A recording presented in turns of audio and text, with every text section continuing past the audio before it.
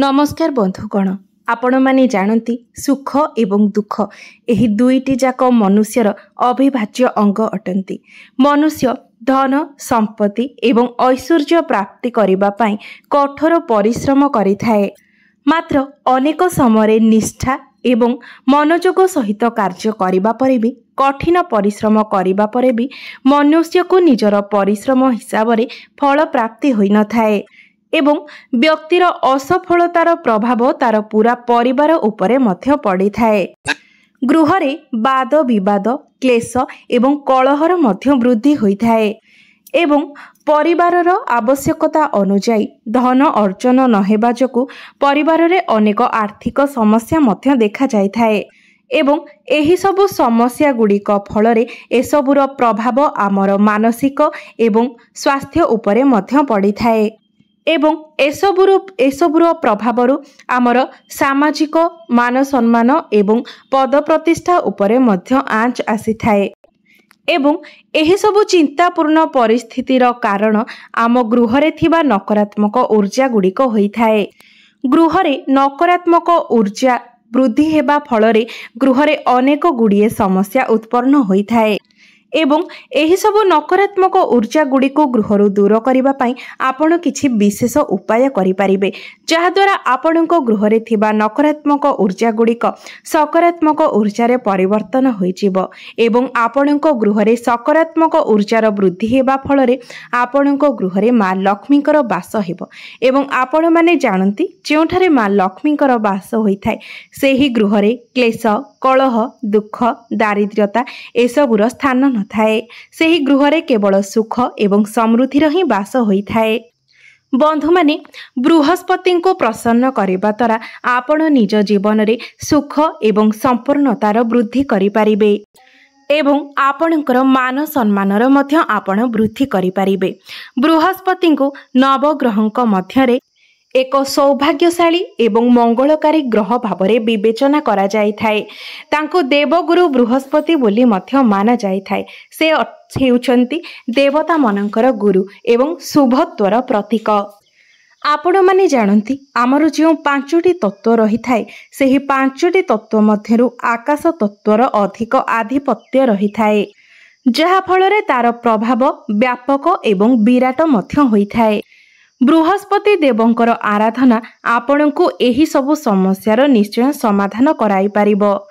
देवगुरु बृहस्पति हलदिया रंगर कारक अटंती एवं आपण जदि बृहस्पति देवंको हलदिया रंगर वस्तु अर्पण करंती तेबे आपण तांको हलदिया रंगर वस्तु अर्पण करी निज जीवनर एही सबु समस्यार समाधान करि पारिबे। आमे घरे प्रतिदिन व्यवहार करुथिबा हलदीर ज्योतिष शास्त्र रे अनेक महत्व रहिछि। एही हलदीर प्रयोग अनेक पूजा पाठ रे मध्य करा जाय थाए एवं ज्योतिष शास्त्र रे हलदीर संबंध बृहस्पति देवंक सहित अछि बोली माना जाय थाए। तेबे गुरुवारटी को बृहस्पति देवंकर बार बोली माना जाय थाए। तेबे आपण जदि गुरुवार दिन हलदीर एही उपाय करि नियंती तेबे एहा द्वारा आपण निज जीवनरु अनेक गुड़िए समस्यार समाधान करि परिबे। तेबे आजिर एही वीडियो रे मु आपण मानकु हलदीर किछि एपरि उपाय विषय कहिबाकु जाउछि जे उपाय गुडी को पालन करे आपण निज कुंडली रे बृहस्पति को मजबूत करि परिबे। तेबे बंधु माने वीडियोटी रे आगो को बढ़िबा पूर्वरु वीडियोटी को लाइक करी चैनल टी को सब्सक्राइब करि दियंतु एवं कमेंट बॉक्स रे जय श्री लक्ष्मी नारायण निश्चय लिखिबे। बंधु माने एही गुरुवार दिनटी भगवान श्रीहरि विष्णु एवं मां लक्ष्मी को मध्य समर्पित अटे। भगवान श्री विष्णु एही सृष्टिर तारणहर्ता अटंती एवं भगवान विष्णुकर मध्य प्रिय रंग होइथाए हलदिया रंग एवं एही हलदीटी मध्य भगवान विष्णुकर अत्यंत प्रिय अटे। तेबे भगवान श्रीहरि विष्णु को प्रसन्न करिबा पई आपण गुरुवार दिन हलदिया रंगर वस्त्र परिधान करी भगवान श्रीहरि विष्णु को पूजा करिबा उचित एवं भगवान श्रीहरि विष्णु को पूजा रे आपण हलदीर प्रयोग निश्चित भाबरे करंतु। भगवान विष्णु को हलदीर तिलक लगांतु, हलदिया वस्त्र परिधान करांतु एवं तांको हलदिया पुष्प एवं हलदिया रंगर फल मध्य अर्पण करंतु। तेबे आपण माने गोटे विशेष कथार ध्यान रखिबे जे आपण केबे भी केवल भगवान विष्णु को एका पूजा करिबे नाही, भगवान श्रीहरि विष्णु सहित माँ लक्ष्मी को एका सहित पूजा करिबे। एवं आपण पूजा करने समय निजर बाहुरे किंबा निजर कंठरे हलदीर एक टीपा निश्चय लगांतु। एहा आपणको बृहस्पति देवंकर कृपा दृष्टि प्राप्त कराइबा पाई मध्य साहाय्य करिथाए। आपण जदि प्रत्येक गुरुवार दिन स्नान करुथिबा जलरे 2 चुटकी हलदी मिसाई स्नान करती तेबे आपणकर जदि विवाह जनित समस्या थाए ताहार समाधान हो जाई थाए।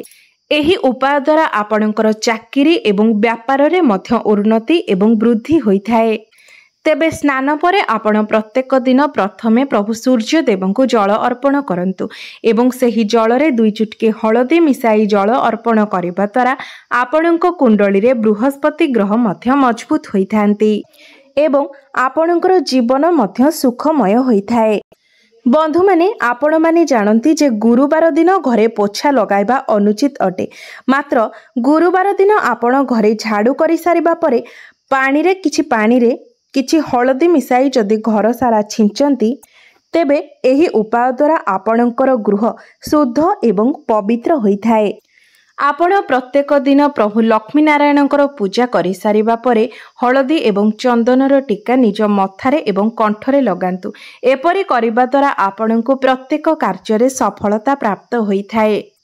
धन प्राप्ति पाई आपण प्रत्येक गुरुवार दिन प्रभु श्रीहरि विष्णुकर पूजा करिबा समय निज हातरे हलदी एवं अक्षत रखी विष्णु सहस्र नामर पाठ करंतु एवं जेतेबेले आपण विष्णु सहस्र नामर पाठ करुछंती सेतेबेले ईश्वरंक प्रति निजको संपूर्ण रूप से समर्पण करंतु एवं ईश्वरंक प्रति मनरे 100% विश्वास एवं श्रद्धा रखी एपरी उपाय करिबा द्वारा आपणकर आर्थिक समस्या आर्थिक संकट निश्चय भावरे दूर होई जाई थाए।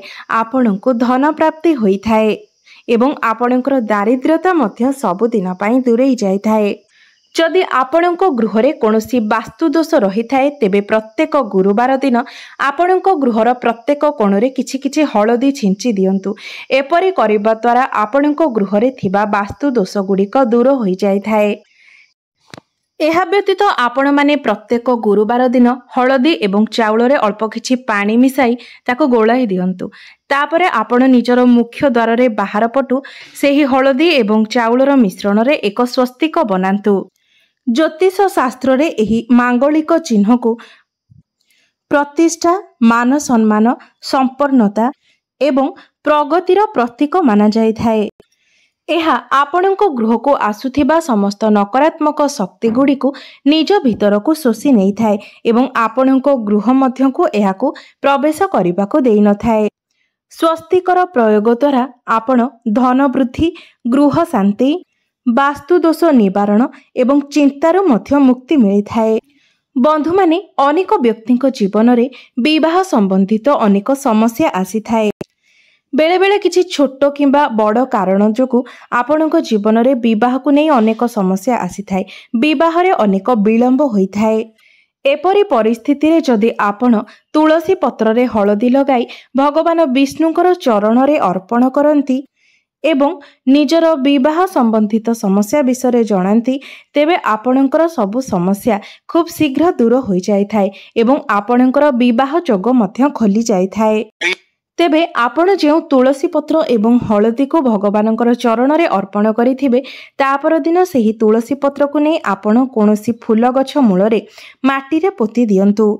तेबे बंधु माने आपण निज कुंडली रे गुरु ग्रह को मजबूत करिबा पई एवं भगवान विष्णु एवं माँ लक्ष्मीकर कृपा प्राप्ति करिबा पई गुरुवार दिन किछि कार्यरु निवृत्त रहिबा उचित। आपण जदि गुरुवार दिन एही कार्य गुड़िक करंती तेबे आपणको से भगवान विष्णु एवं माँ लक्ष्मीकर कोप दृष्टिर शिकार हेबाको पड़ी थाए। एहा सहित आपणको कुंडली रे गुरु ग्रह मध्य दुर्बल होइथांती। तेणु भूलले भी आपण गुरुवार दिन एही कार्य गुड़िक न करिबा उचित। तेबे बंधु माने प्रथम कथा हेउची आपण गुरुवार दिन सर्वदा सात्विक भोजन सेवन करंतु। गुरुवार दिन माछ मांस किंबा मद्यपान ठारू दूरे रुहंतु।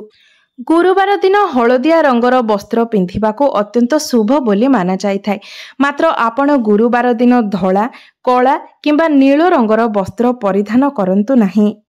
जदि आपणक जीवन में दाम्पत्य समस्या रही थाए तेबे गुरुवार दिन आपण लाल रंगर वस्त्र मध्य परिधान करंतु नाही, कारण एही लाल रंगटी क्रोध को उत्तेजित करिथाए। तेणु आपण गुरुवार दिन लाल रंगर वस्त्र मध्य परिधान करंतु नाही। गुरुवार दिन आपण काहाको पैसा उधार दियंतु नाही। जेते दूर संभव आपण गुरुवार दिन पैसा देण नेण ठारू दूरेई रुहंतु। एवं गुरुवार दिन आपण संध्या समय जेतेबेले दीप जालुछंती सेही दीपरे आपण 2टी लवंग पकाई दीप जालंतु। एहा आपणको अधिक शुभ फल प्रदान करिथाए। आपण जदि गुरुवार दिन हळदीर दान करंती तेबे आपणकर स्वास्थ्य संबंधित समस्या गुड़िक दूर हो जाइथाए। बंधु माने जदि आपणको समस्तଙ୍କ ठारू धोखा मिलुछि, आपणकर चतुर्दिगरे केवल समस्या ही देखा जाउछि एवं जीवनटा जेमिति समस्याग्रस्त भली मने हेउछि, तेबे एपरी परिस्थिति रे आपण प्रत्येक गुरुवार दिन श्रीहरि विष्णु को हळदीर तिलक लगांतु एवं ऐं क्लीं बृहस्पतये नमः एही मंत्र को कम से कम 108 थर जप करंतु। विश्वास करंतु एही उपायटी करिबा द्वारा आपणकर सोई रहिथिबा भाग्य मध्य जागृत हो जाइथाए। आपण गुरुवार दिन जदि गोटे हळदी गंठी को निजर गଳାରେ किंबा बाहुरे बांधती तेबे एहा हळदिया पोखराज भली काम करिथाए। एहा आपणको कुंडली रे गुरु ग्रह को मजबूत बनाइथाए। बंधु माने आजिर जुगरे पर्याप्त धन बिना आमे जीवन यापन करिबा असंभव अटे। तेबे आमे अनेक परिस्थिति रे अनेक परिश्रम करिबा सत्वे मध्य आमको पर्याप्त धनर प्राप्ति होई न थाए। तेबे एपरी परिस्थिति रे आपण गुरुवार दिन गोटे मौली सूतारे अर्थात हळदिया एवं नाली रंगर जो सूता पूजार व्यवहार करा जाय थाए सेही सूतारे आपण गोटे हळदी गंठी को बांधी दियंतु एवं ताकू भगवान श्रीहरि विष्णु को चरण रे अर्पण करी निजर धनजनित समस्या को दूर करिबा पाई प्रभुଙ୍କ निकटरे प्रार्थना करंतु। तापरे आपण सही सूता एवं हळदी गंठी को निजर कार्य क्षेत्र रे किंबा निज घरे धन रखुथिबा स्थान रे रखि दियंतु। एपरी करिबा द्वारा मध्य आपणकर आर्थिक समस्या दूर हो जाइथाए। आउ गोटे छोटिया एवं चमत्कारी उपाय हेउछि आपण गुरुवार दिन गोटे कागज रे गोटे चुटके हळदी रखी ताकू गोटे पुड़िया बनाई दियंतु एवं आपणको गृह रे भगवान श्रीहरि विष्णु एवं मां लक्ष्मीकर जो प्रतिमा किंबा फोटो रहिछि ता पछपटे सेही पुड़िया को लुचाई दियंतु एवं आपणको जीवन रे जदि धन जनित समस्या, विवाह जनित समस्या किंबा जानवाहन किंबा कोनोसी वस्तु प्राप्तिर कोनोसी इच्छा थाए तेबे सेही इच्छा को भगवानक निकटरे प्रकाश करी सेही हळदी को आपण प्रतिमा किंबा फोटो पछपटे रखि दियंतु। एपरी करिबा द्वारा आपणकर इच्छा अल्प दिन मध्यरे पूर्ण होइथाए एवं जेतेबेले आपणकर मनस्कामना पूर्ण हेबो तापरे आपण एही हळदी को नै निजर तुलसी गछ मूलरे माटी रे पोती दियंतु। तेबे बंधु माने एहा थिला हळदीर किछि चमत्कारी उपाय जो उपाय को जदि आपण प्रत्येक गुरुवार दिन पालन करंती तेबे निश्चय भाबरे आपणको जीवन रे चलीथिबा समस्या गुड़िक दूर होइजिबो। बंधु माने शेषरे गोटे कथा कहबा को चाहूची आम जीवन रे ग्रह मानकर स्थिति सबु बेले परिवर्तन हेबो। केतेबेले ताहा आमको शुभ प्रभाव देबो तो केतेबेले पुणी अशुभ प्रभाव देबो। तेबे एहा मध्यरे जदि आमे एही सबु उपाय गुडी को पालन करिबा तेबे निश्चय भाबरे आम जीवन रु अनेक गुडीए समस्या दूर होई जाय पारिबो। तेबे समस्त उपाय गुडीक आम मन रे संपूर्ण भक्ति एवं विश्वास रखी करिबा द्वारा ही ताहा फलदायी होइथाय। तेबे बंधु माने मोर एही भिडियोटी जदि आपण माननको भल लागि थाए तेबे भिडियोटी को लाइक करी चैनल टी को सब्सक्राइब करि देबे एवं कमेंट बॉक्स रे जय श्री लक्ष्मी नारायण निश्चय लिखिबे।